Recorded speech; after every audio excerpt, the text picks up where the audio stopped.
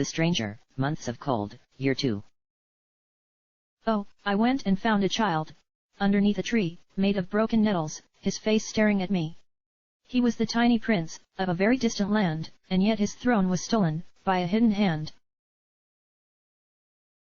She couldn't remember the rest of the song, of course, but the stranger knew the tune, and continued humming the rest. Boleslava had been very patient, and she knew her singing voice wasn't exactly the best. But the silence was all but unbearable as they traveled. The cold itself was nothing.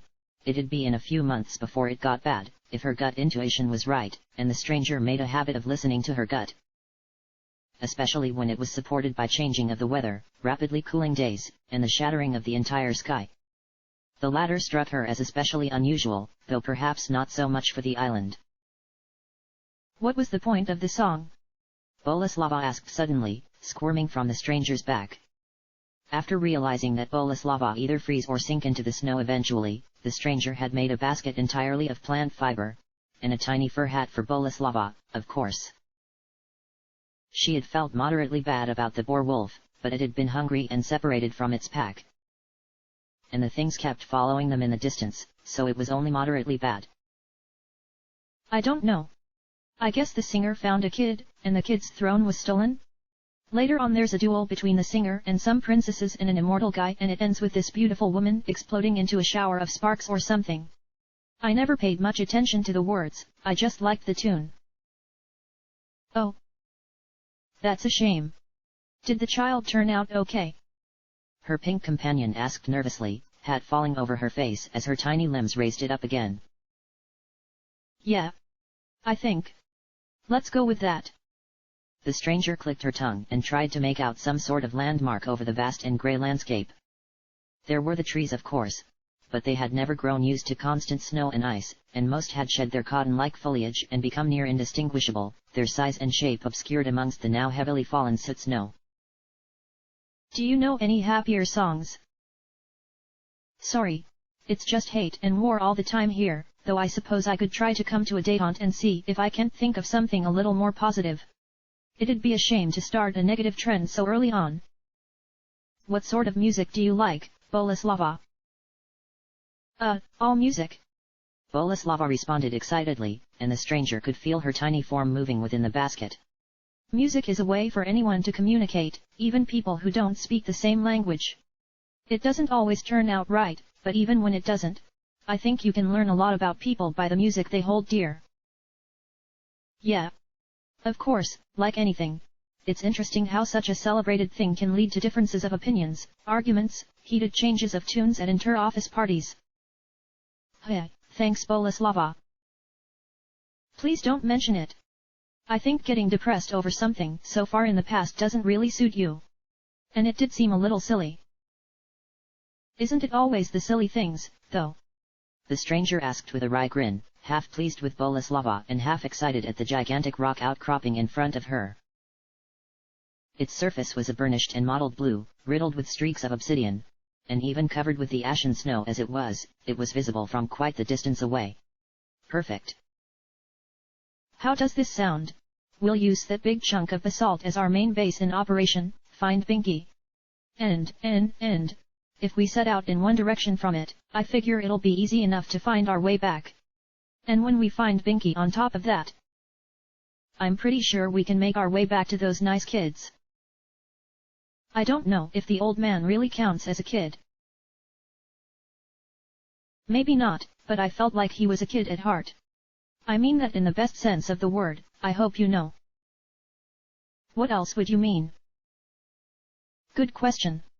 The stranger laughed as she trudged through the snow towards the monolithic stone. It's weird. I feel more and more perfectly at home here the longer I stay. Sure, there's stuff that wants to kill us, but how bad is that, really? Doing heroic things, helping people out. That's how life should be. I hope we don't have to rescue Binky, though. Thanks, Boleslava. Please, don't mention it. Why do you want to go back to those people? Do you feel safe there? You should probably know by now, I don't really feel safe anywhere. They had reached the surface of the stone, and the stranger placed her hand up against it. the smooth surface feeling like a welcoming old friend that was standing watch over them. But I guess I want to look after them, yeah. I hate the idea that there are people out there that might see something like that. Sighing, the stranger placed a hand to her forehead, trying to find the words without bringing herself down or accessing Boleslava's powers too frequently. Have you ever met someone who wants to ruin something just because it's there? Boleslava was silent, neither confirming nor denying. Perhaps that was for the best. I'm terrified of people like that. I see them everywhere. Maybe it's not even me being right. Maybe I'm just paranoid. But now, I feel like, I matter, and if that's the case, I don't want them to grow up as cautious and suspicious as I am. That one kid. Chow? He literally couldn't comprehend needing your help, and he grew up in the yards, I'm sure of it. I don't get it. But I want to. I think I understand. Boleslava placed a tiny hand down through the mesh of the basket, against the shoulder of the stranger. It felt warm and comforting despite its tiny size. But you shouldn't worry about that. Everyone deals with things in different ways, and whether someone needs to deal with the past by looking in both directions at once, or by focusing solely on the future.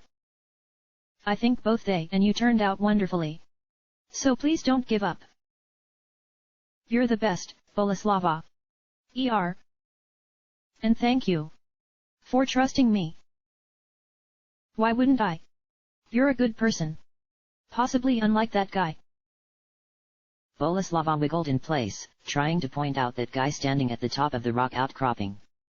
The figure made a gesture, probably waving, and then leaped from the summit to the snow, landing on his face with a sickening crunch, though he got up with remarkable speed and brushed himself off with only a hint of surprise. I certainly didn't intend for that to happen. Blue. The stranger said excitedly, waving her arms in the air as if they might turn into wings, then leaning against the stone and trying to look cool. She knew in her heart she succeeded at neither. For his part, the stranger seemed nonplussed by her name for him, instead effortlessly smiling as if he hadn't just face-faulted into the snow as grey as his uniform.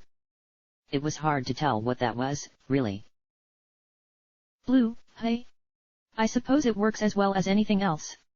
I did tell you we'd meet again soon, didn't I? How have you been faring? Well, I hope. The stranger nodded enthusiastically at his words, grinning toothily. Yeah. And so far, no terrible fate seems to have come my way. I guess I'm just so heroic that I can defy fate and come out the winningest gambler that was. Shoving her hands into her pockets, the stranger turned her head to the sky, and tried to ignore the fact it was ominously grey, far more so than it should have been. A little overconfident, aren't you? Not that I mind, but that's another thing that'll just make life more difficult for you. Stubborn, aren't you?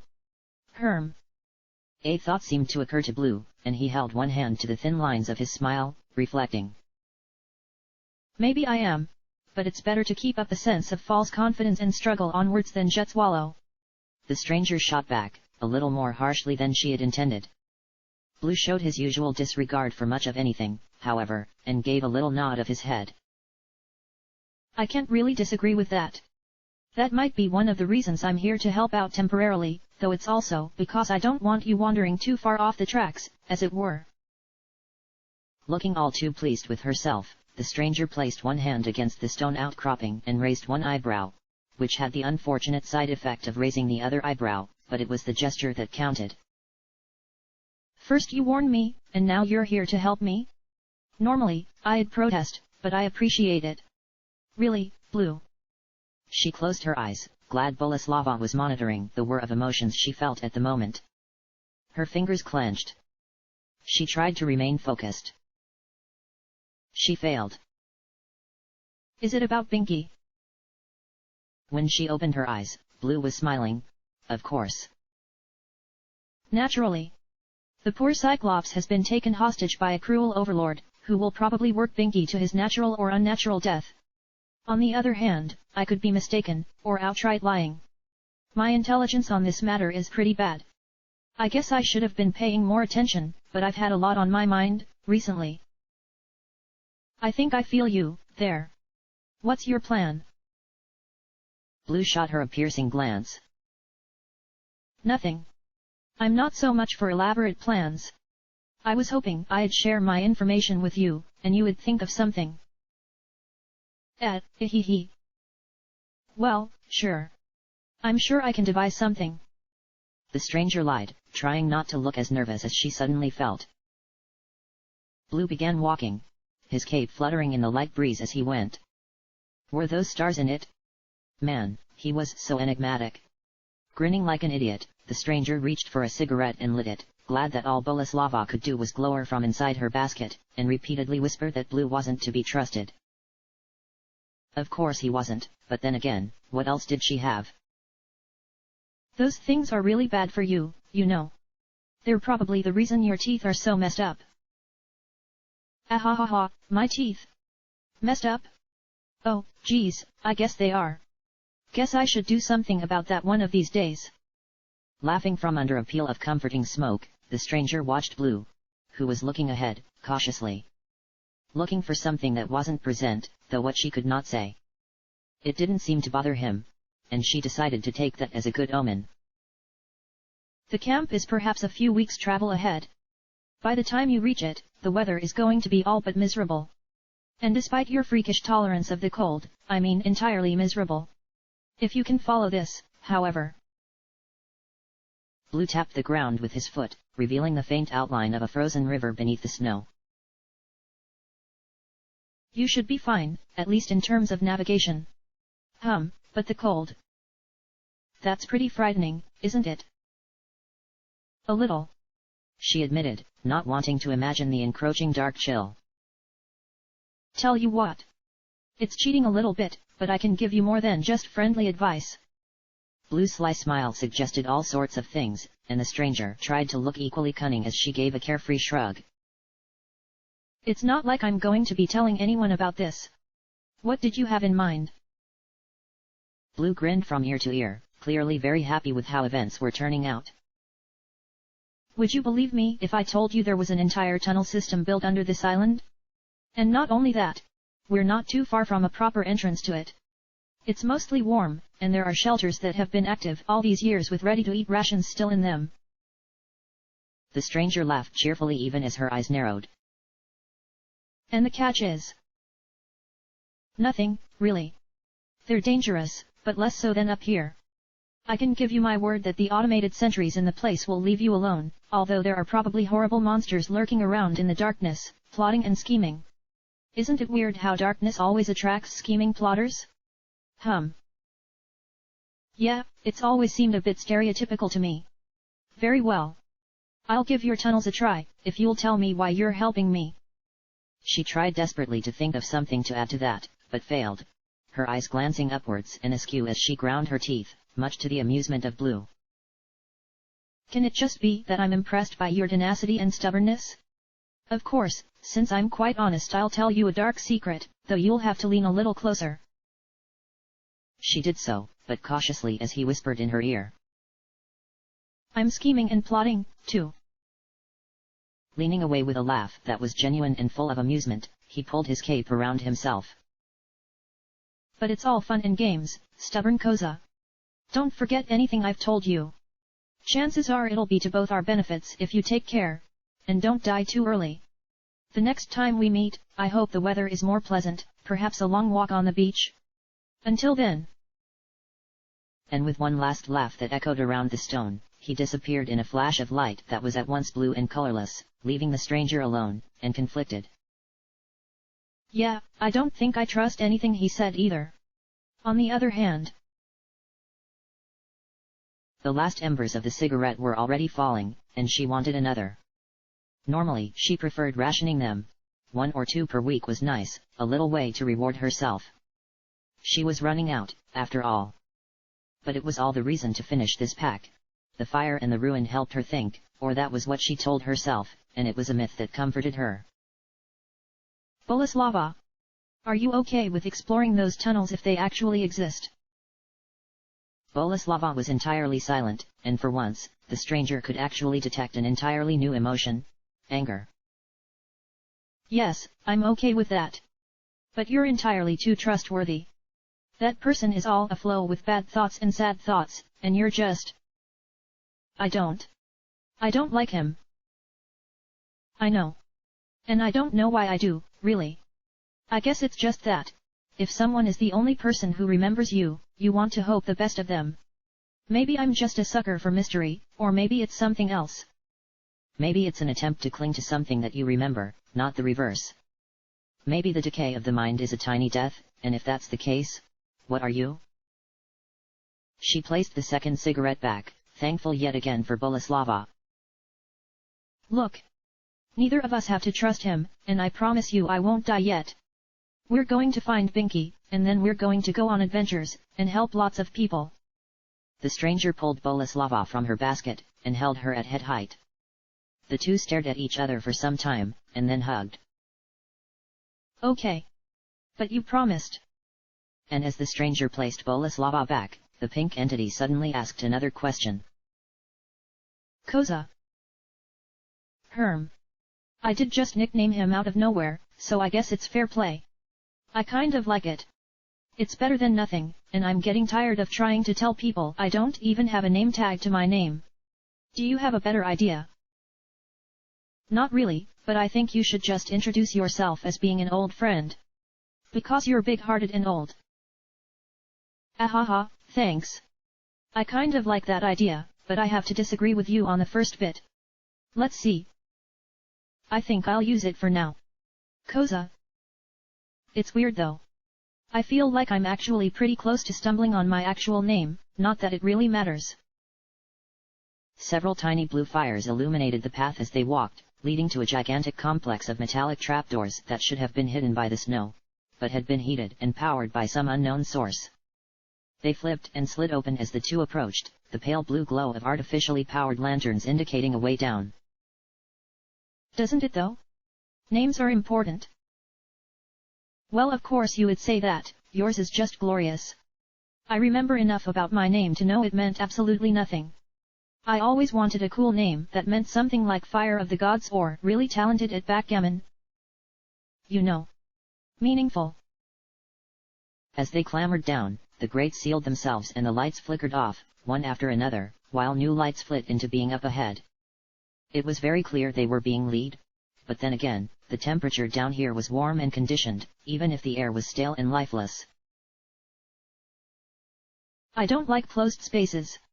Are you really sure about this? Boleslava hid behind her hat, though Koza herself felt quite comfortable. Yeah, increasingly so. This looks a lot like the place I came from. Tram tracks, passenger and maintenance roads. We should be safe down here. Plus, if you're willing to trust me, I know I can get us out of here if worse comes to worse. I'm pretty confident in my ability to run away. But privately, she felt that was unlikely. The place was likely abandoned, and even if Blue had been lying about whatever security automatons still lurked in such a place, she couldn't imagine them being capable of all drawing power at once. This was a dead and ruined place, and in many ways, that was what made it safe, at least for the time being. Several cameras on the ceiling watched as they went by, and the stranger made several faces at them as they passed. The cameras weren't all powered and, much as she had thought, the ones that were occasionally spun out of focus, or focused on things that were no longer there. Did you really live in a world like this? Boleslava asked with a hint of sorrow. Yeah. It wasn't so bad at first. It got worse over time, but everywhere does. Hey, no. I'm not sad about that, I promise. Don't tire yourself out on my account. I'm not tired. Well, maybe a little sleepy, but I'm also too scared to go to sleep right now. Hey. Well, what I meant to say is that a lot of it always seemed beyond our control as individuals, and I guess that was part of the problem. At the end of the day, everyone was panicking. Even us cubicle jockeys. Whatever was in the sky had completely eaten away our air support, and the air itself was toxic to breath. The seas had all but rotted away, and most of our defensive positions just ended up isolating communities, or using them as human walls to keep things from spiraling out of control. As she spoke, the stranger trailed the wall with her fingertips, It was so different from the natural stone above, the green bricks feeling smooth, unnaturally so, each brick likely mass-produced in a factory to exact specifications. The green color was not mold but something else, something stranger still, perhaps a mineral she'd have to ask a local about. That doesn't sound very fun. It wasn't, but we found our fun where we could. Some things don't really. Hey. Looks like Blue was at least telling us a half-truth. A small keypad near a very reinforced door caught their attention. It was carved out of the same materials as the bricks, but in a solid sheet. Out of curiosity, the stranger entered in a series of half-remembered numbers and waited. They didn't work of course, and she grinned sheepishly. Well, how about 1 2 3 4? The door hissed and opened up, though not from the keypad, which had flashed blue on both accounts and then yellow on its own, the yellow light shining brightly as steam hissed from underneath the door. Is it supposed to steam like that? Most doors don't, but maybe it's just because whomever built these tunnels wanted to scare off people who figured out how to breach their security doors. Let's take stock. And there was a lot of stock to take. Canisters of food, from raw ingredients like cooking fats and sugars to dehydrated food powders, frozen blocks of plant and vegetable matter, freezers with meat chunks so heavily salted as to be almost entirely sodium. There was enough food here to feed several armies for several days, or one army for a month. To say nothing of 2 lone travelers. Koza hummed to herself as she unearthed something that looked and tasted joyously like licorice, stepping over 2 piles of rags and bones in the process. Why did they die if there was so much food here? Boleslava asked, voice barely above a whisper. My guess is that they lost any reason to keep on living. Poor devils. Okay. We're only going to take what we need, and leave the rest here. The combination seems to be written on the interior of the door here. I'm just going to place it back on the exterior. In case someone else, or we, need to come back and the door is closed. Yes. That's a good idea. I don't want anyone else to end up like that. Me neither. The stranger stifled a yawn as they stepped back out, to where a terrifyingly modern tram had pulled up, the dents and scorch marks on it clearly visible and proof of the fact that it should not be working in the condition it was in. Smirking, the stranger shook her head. Well, that's certainly something. What do you say, Boleslava? Do we trust this strangely convenient engine of possible danger, or follow our feet? I am rather tired. It would be rather nice to sit down for a while, not that this basket isn't comfortable. Yeah, what the heck? If it crashes, I'll come back as a ghost and haunt this place, anyway. Come on. Lowering Boleslava to the ground, the 2 women stepped into the tram, the interior of which flickered with calmingly artificial yellow light as garbled speech echoed throughout. It then set off at a leisurely speed, whatever force animated it knowing enough to know that anything more than that might cause the entire engine to collapse. Boleslava didn't even try to stifle her yawn, leaning against the stranger's side and closing her eyes in peaceful rest.